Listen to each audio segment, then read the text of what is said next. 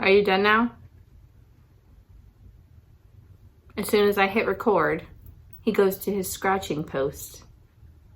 Are you done, my friend? He licked himself. I guess that means he's done.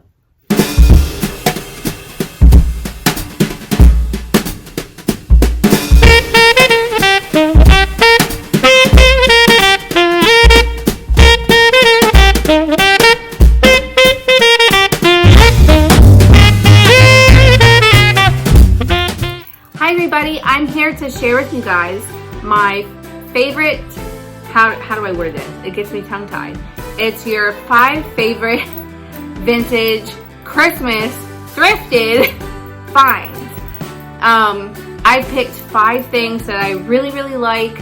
I'm not capable of listing them from most favorite to least favorite because let's just be real, I like them all. That's why I have them on display. So with that being said, they are on display. So I'll have to take you and walk you around and show you guys the 5 things that I picked instead of, showing you them here. So anyways, guys, I hope you enjoy. Let me know down below if any of these things are in your top 5 favorite vintage Christmas thrifted finds. And thanks so much to Nicole over at Nicole Northgarden who invited me to do this collab with her and some other YouTubers. Make sure you guys go over there and check them out. The links are going to be down below. And I'll talk to you guys again soon. Thanks, guys. Bye. So I'm not sure I can rate these in order of my most favorite, but these are definitely in my top 5. And here's one of them. Mr. Santa Claus right here. I know it's kind of dark in here, but the light is even on. I've never had one of these before. I've always wanted one of these little Santa, well, he's not very little. These Santa Claus, they're like stuffed. Got a nice beard going on. Looks a little grumpy at the same time. But I just love him. I got him at the place where my antique booth is. Yeah, I just love him. I'd never put him up for sale. I just think he's really cool. So that's one. All right, so here is number 2. The beloved ceramic Christmas tree. I got this last year at Salvation Army. I went on half off day. They rolled those carts out and I saw this tree poking out and I was like, oh my goodness. I grabbed the tree and then didn't even think, hey, Alex, look for a base. And this guy was standing beside me. He goes, hey, I think this is the bottom of the tree. And I was like, oh, yeah, I think you're right. I was like, so like, oh my gosh, I was like just, oh my gosh, stunned that I found this tree.